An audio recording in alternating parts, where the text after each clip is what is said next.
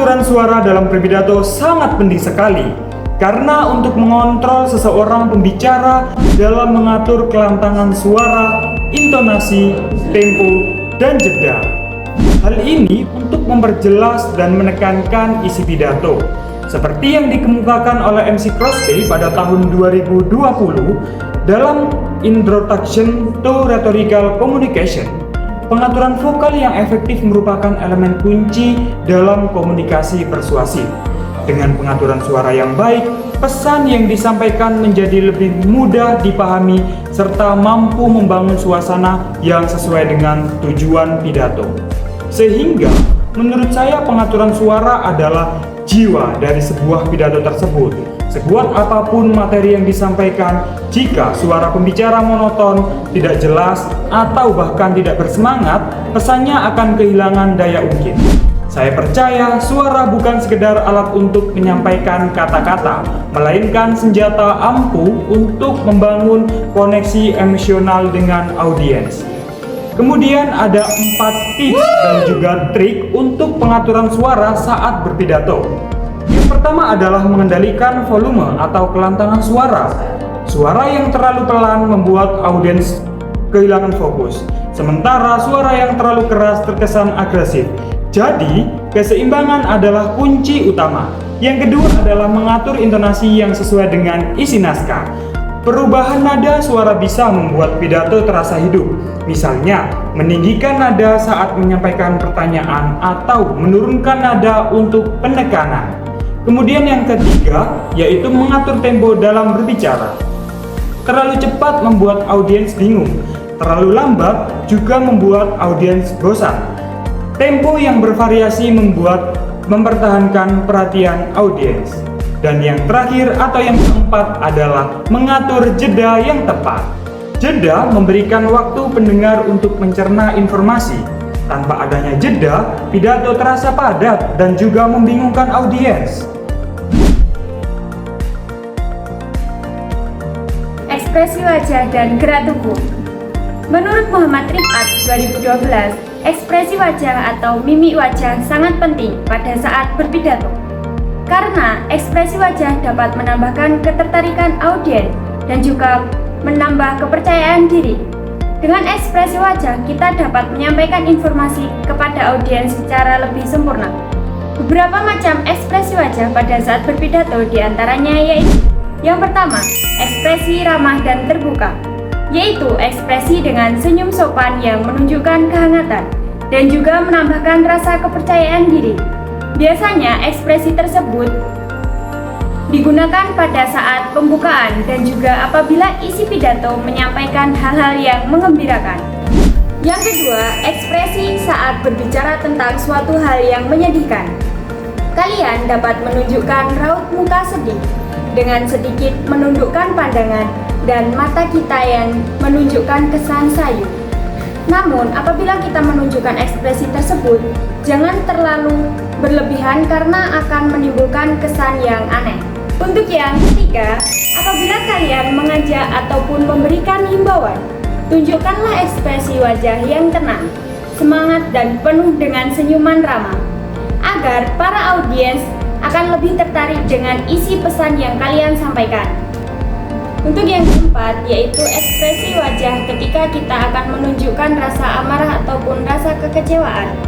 Biasanya ekspresi ini identik dengan mengerutkan dahi dan juga wajah sedikit murung tanpa senyum. Dan sekali lagi, ekspresi yang kita tunjukkan jangan terlalu berlebihan karena akan menyebabkan para audiens melihat kita dengan rasa aneh. Tips supaya kita dapat lebih menyesuaikan ekspresi wajah kita dengan isi pidato yang akan kita sampaikan, yaitu yang pertama, kita dapat memahami isi pidato terlebih dahulu. Kira-kira pidato yang akan kita sampaikan menunjukkan rasa senang, sedih, ataupun yang lainnya. Dan selanjutnya, kita perlu memperbanyak latihan untuk menyesuaikan ekspresi dan juga isi pidatonya. Kita dapat berlatih di depan cermin supaya kita tahu apakah ekspresi kita masih kurang ataupun terlalu berlebihan. Selain adanya ekspresi atau mimik wajah, gerakan tubuh atau disebut juga dengan body language juga tidak kalah penting saat kita melakukan pidato. Alo Liliweri dalam IUPS 2020 menyatakan bahwa bahasa tubuh adalah gerakan tubuh yang merupakan sebagian perilaku nonverbal yang dapat disampaikan melalui simbol komunikasi kepada orang lain. Terdapat beberapa gerakan tubuh yang dapat digunakan pada saat berpidato. Yang pertama, postur tubuh yang tegap, tidak terlalu tegang dan juga tidak terlalu menunduk ataupun membungkuk. Posisi tegap dengan tatapan percaya diri kepada seluruh audiens dan juga tidak terlalu banyak gerakan yang membuat audiens menjadi tidak fokus dengan isi pidato yang akan kita sampaikan. Contohnya seperti gerakan menggaruk kepala atau bagian tubuh yang lainnya. Ataupun badan terlalu bergoyang-goyang, pandangan tidak fokus kepada audiens, dan masih banyak lagi contoh gestur atau gerakan tubuh yang bisa membuat audiens tidak fokus atau bahkan tidak tertarik ketika kita sedang berpidato. Yang kedua yaitu gerakan tangan.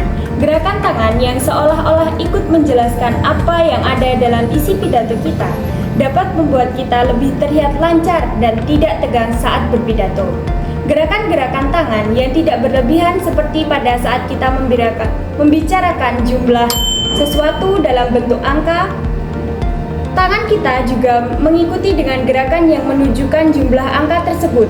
Atau pada saat kita membicarakan tentang suatu tinggi ataupun besar, tangan kita menunjukkan dengan gerakan sederhana yang menunjukkan isi pidato tersebut dan menjadikan kita terlihat lebih tenang, lebih menguasai isi pidato yang kita sampaikan, dan pastinya lebih menarik para audiens. Namun, seperti gerakan-gerakan dan ekspresi wajah yang sebelumnya, gerakan tangan yang kita berikan juga jangan terlalu berlebihan, karena semuanya akan terlihat tidak natural. Yang ketiga yaitu gerakan tubuh yang juga tidak kalah pentingnya, yaitu gerakan tubuh apabila kita berpidato tidak diharuskan di atas podium atau kita berpidato pada tempat yang sedikit luas. Kita perlu menambahkan gerakan langkah-langkah kecil yang mengarah kepada seluruh audiens, bukan hanya pada satu arah audiens saja. Jadi, pada saat kita berpidato, kita jangan terlalu tegang, terlalu berdiam diri dengan tegang, namun kita dapat menambahkan langkah-langkah kecil yang membuat kita lebih menguasai panggung dan juga memberikan kesan, mengajak audiens untuk memperhatikan kita. Semua gerakan-gerakan tersebut bisa saja terjadi secara langsung ataupun spontan pada saat kita berpidato. Apabila kita sudah sering kali melakukan pidato di depan umum. Namun, apabila kita baru pertama kali melakukan pidato, alangkah baiknya kita berlatih terlebih dahulu supaya kita terbiasa untuk memberikan gerakan-gerakan yang mendukung pidato yang kita lakukan. Kali ini kita akan membahas beberapa teknik efektif untuk menghafalkan isi pidato. Dalam praktik retorika, kemampuan mengingat materi pidato sangat penting agar penyampaian pesan berjalan lancar, meyakinkan, dan tidak terkesan kaku. Nah, ada banyak metode nih yang bisa digunakan untuk menghafal pidato. Namun, tidak semua efektif untuk jangka panjang. Oleh karena itu, kami membagikan beberapa teknik yang dapat membantu untuk teknik penghafalan berpidato. Yang pertama yaitu metode chunking atau pemenggalan informasi. Nah, metode chunking ini memecah pidato menjadi bagian-bagian kecil yang lebih mudah untuk dipahami. Menurut COA 2017, chunking membantu mengurangi beban kognitif dan mengorganisir informasi yang jadi unit-unit yang bermakna dan mudah dipahami. Nah, selanjutnya salah satu teknik yang tak kalah penting lainnya adalah mengulang spasi atau space repetition, yaitu mengulang materi dengan jeda waktu tertentu. Nah, hal ini sesuai juga dengan pendapat Kang tahun 2016 yang menyatakan bahwa space repetition yaitu meningkatkan retensi memori jangka panjang dibandingkan dengan menghafal sekaligus. Yang ketiga, penggunaan mnemonik. Mnemonik menciptakan singkatan atau akronim untuk poin-poin kunci tertentu. Nah, menurut Bleza 2020, mnemonik memperkuat encoding memori untuk asosiasi kreatif. Nah, selain itu, teknik storytelling atau penceritaan juga sangat membantu untuk menyusun pidato dalam bentuk cerita, membuat isi lebih mudah diingat. Sebagaimana yang dijelaskan oleh Coach Cole tahun 2015 bahwa otak manusia ini lebih mudah mengingat informasi yang disajikan dalam bentuk cerita. Selanjutnya, mind mapping. Mind mapping adalah membuat peta konsep untuk menghubungkan ide-ide pidato. Menurut Busan 2015, mind mapping membantu mengorganisir informasi secara visual dan grafis. Nah, yang terakhir adalah simulasi dan praktik langsung yang juga sangat penting dalam menguasai pidato. Menurut Eriscon dan Poole tahun 2016 juga memperkuat hal ini dengan menyatakan bahwa praktik deliberatif atau deliberate practice adalah kunci untuk menguasai keterampilan berbicara.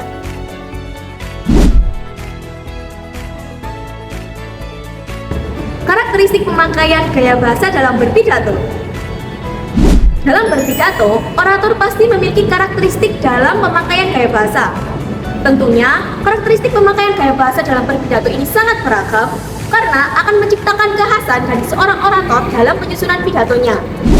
Sebelum lanjut ke bagian karakteristik pemakaian gaya bahasa dalam berpidato, kita akan membahas mengenai penggunaan gaya bahasa dalam berpidato. Penggunaan gaya bahasa dalam berpidato sendiri merupakan hal yang turut menentukan keberhasilan dari pidato. Pola gaya bahasa yang tepat dan sesuai akan mampu menarik perhatian dan mempengaruhi pikiran pendengar. Kraft dalam Saputra, Saleh, dan Maria tahun 2020 menjelaskan bahwasanya pola gaya bahasa yang baik haruslah mengandung 3 unsur, yaitu kejujuran, sopan santun, dan komunikasi. Pada kejujuran, komunikasi harus didasari kebenaran atau fakta, transparansi, dan integritas. Pesan yang disampaikan tidak boleh dimanipulasi, mengandung kebohongan, atau informasi yang menyesatkan. Yang kedua adalah sopan. Dalam sopan ini menggunakan bahasa yang menghargai norma sosial dan hindari kata kasar atau nada yang menghakimi. Sedangkan pada santun lebih menekankan pada sikap hormat sesuai konteks budaya, menyesuaikan tutur kata dengan usia atau status lawan bicara. Dan yang terakhir yaitu menarik. Pada menarik ini gaya bahasa harus kreatif, dinamis, dan mampu menarik perhatian audiens.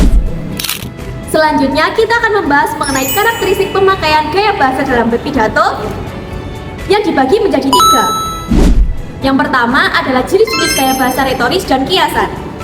Badudu dalam Syah tahun 2019 menyatakan bahwasanya gaya bahasa dapat dibedakan menjadi 4. Yang pertama yakni gaya bahasa perbandingan, berkaitan dengan penggunaan berbagai macam majas. Yang kedua, gaya bahasa sindiran, berkaitan dengan penyampaian fakta dan kalimat sarkas. Yang ketiga, gaya bahasa penegasan, berkaitan dengan pengungkapan kalimat dalam pidato. Dan yang terakhir yaitu gaya bahasa pertentangan, berkaitan dengan pengungkapan kalimat yang bertentangan dalam pidato. Gaya bahasa ini dapat digunakan oleh orator untuk memanfaatkan kekayaan bahasa, pemakaian ragam tertentu untuk memperoleh efek-efek tertentu, dan ciri khas dalam menyampaikan pikiran dan perasaan baik secara lisan maupun secara tertulis. Yang kedua adalah hubungan dengan ilmu bahasa. Juwita dan Sabadila tahun 2019 menjelaskan bahwasanya gaya bahasa dalam berpidato ini ada kaitannya dengan hubungan dengan ilmu bahasa. Yang pertama adalah sosiolinguistik. Ini berkaitan dengan campur kode dan alih kode yang digunakan oleh penyusun dalam pidato. Kemudian ada fonologi yang berkaitan dengan pengucapan bunyi bahasa, pragmatik yang berkaitan dengan maksud dari tuturan bahasa, sintaksis yang berkaitan dengan struktur kalimat seperti gaya bahasa klimak, repetisi yang berarti pengulangan kalimat dengan tujuan tertentu, dan paralel. Kemudian morfologi yang berkaitan dengan pembentukan kata. Dan yang ketiga atau yang terakhir dari karakteristik ini adalah persuasif dan emotif, yaitu penggunaan gaya bahasa untuk membujuk atau mempengaruhi audiens serta digunakan untuk membangkitkan emosi audiens. Kemudian ada tips dan trik agar gaya bahasa yang digunakan dapat menyampaikan tujuan dari isi pidato, menarik, dan persuasif. Yang pertama yaitu kenali audiens. Sesuaikan bahasa dengan usia, pendidikan, latar belakang, dan minat audiens. Yang kedua, tentukan tujuan yang jelas. Apakah pidato yang akan disampaikan ini tujuannya untuk menginspirasi, memengaruhi, atau menghibur? Sesuaikan gaya bahasa dengan tujuan. Yang ketiga, gunakan gaya bahasa retoris atau kiasan yang efektif, sesuai dengan tujuan dan tema pidato. Yang keempat, kendalikan intonasi dan ritme. Dan yang terakhir, yang kelima, yaitu hindari kesalahan umum seperti penggunaan bahasa fasih dan kalimat yang tidak efektif. Teman-teman sekalian, ingatlah bahwa gaya bahasa digunakan sebagai pembeda yang akan memunculkan ciri khas dalam penyusunan teks pidato. Oleh karena itu, penting bagi kita untuk mengetahui karakteristik dari pemakaian gaya bahasa dalam berpidato.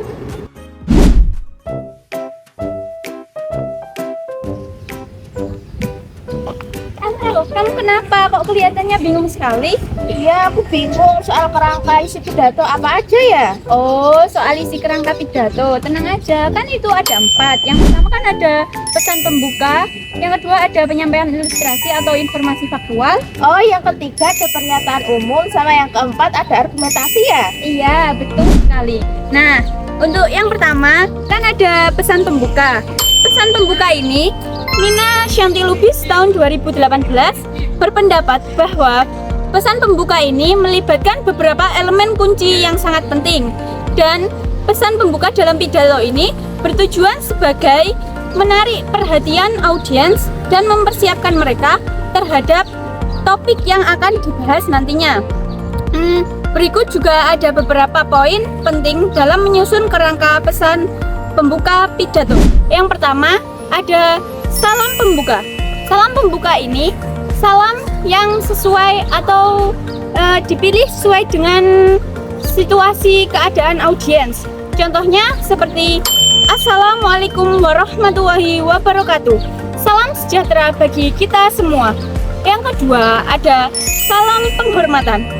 Salam penghormatan ini bisa dicontohkan seperti kalimat kepada yang terhormat Bapak, Ibu, atau saudara-saudara dan teman-teman yang saya banggakan. Yang nomor 3 ada ucapan syukur. Ucapan syukur ini dapat dicontohkan seperti kalimat marilah kita panjatkan puji syukur kehadirat Allah Subhanahu wa Ta'ala atas nikmat dan karunia-Nya sehingga kita dapat berkumpul dalam keadaan sehat walafiat. Yang nomor 4 ada pengantar singkat. Pengantar singkat ini dapat dicontohkan seperti kalimat di sini saya akan menyampaikan pidato yang membahas tentang ramah lingkungan. Yang selanjutnya ada penyampaian ilustrasi atau fenomena faktual. Penyampaian ilustrasi atau fenomena faktual ini menurut pendapat Profesor Sugatra Mitra tahun 2020 bahwa ini merupakan teknik berbicara atau menulis yang menyampaikan contoh sesuai dengan fakta, faktual, dan akurat serta konkret yang digunakan untuk memperjelas sebuah ide atau argumen. Ilustrasi faktual ini juga bertujuan untuk membuat audiens lebih mudah memahami konsep yang bersifat abstrak dengan memberikan gambaran yang konkret.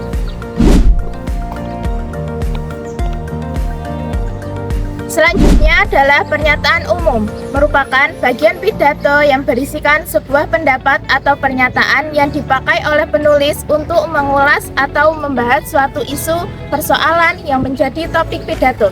Hal ini sejalan dengan pendapat Stefan E. Lucas tahun 2020 yang menyatakan pernyataan umum adalah sebuah kalimat deklaratif tunggal yang merangkum ide sentral pembicara dan memberikan pratinjau tentang poin-poin utama pidato.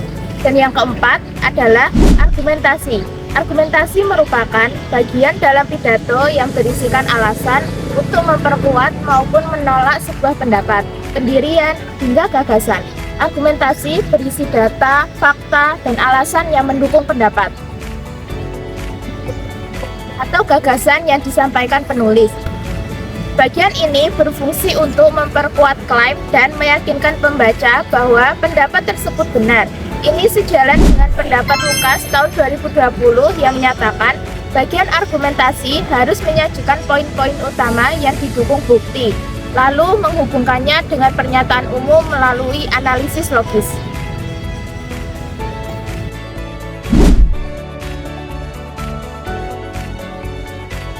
Citra diri merupakan bagaimana diri seseorang ingin dipandang oleh orang lain, baik secara verbal maupun non-verbal. Ada begitu banyak hal yang perlu diperhatikan ketika seseorang hendak membangun citra diri yang baik. Beberapa kesalahan kecil tidak jarang terjadi. Kesalahan ini mungkin dapat berpengaruh besar terhadap penilaian oleh orang lain. Ada beberapa karakteristik pembangun citra diri dalam berpidato. Yang pertama, kepercayaan diri. Menurut Lukas 2020, seorang pembicara harus percaya diri dan mampu menyampaikan pesan dengan jelas dan juga meyakinkan. Kepercayaan diri ini didapat melalui persiapan yang matang dan penguasaan materi. Yang kedua, memiliki gaya komunikasi yang menarik. Menurut Devito 2019, penggunaan gaya yang jelas, intonasi yang tepat, dan gestur yang sesuai dapat membantu membangun citra positif. Yang ketiga, kemampuan menyesuaikan diri dengan audiens. Menurut BB 2015, pembicara yang baik akan mampu membaca kebutuhan dan ekspektasi audiens, disesuaikan dengan isi pidato. Adaptasi terhadap audiens ini dapat meningkatkan efektivitas komunikasi. Yang keempat, kredibilitas. Kredibilitas dibangun lewat penguasaan materi, penggunaan fakta yang kuat, serta sikap jujur dan kompeten. Yang kelima, penguasaan materi. Menurut Allen 2010, pembicara yang menguasai materi akan lebih percaya diri dan mampu menjawab pertanyaan audiens. Hal ini menunjukkan bahwa persiapan yang matang sangat penting dalam berpidato.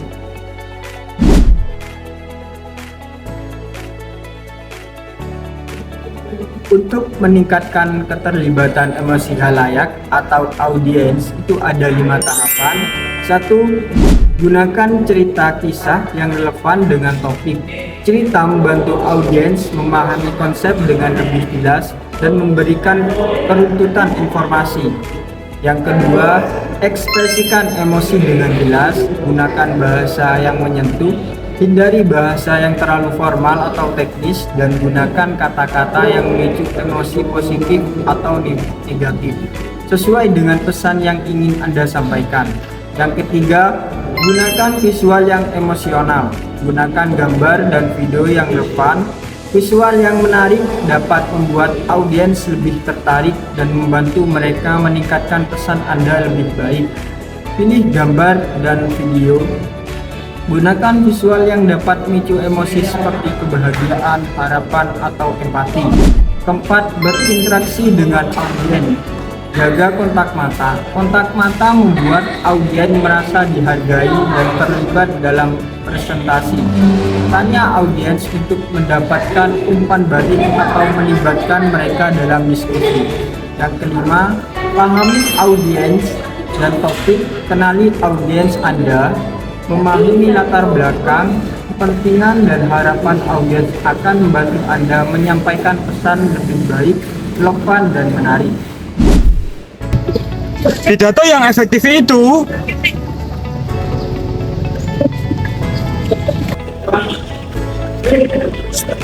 Jelas, teknik depan, dengan mengesankan.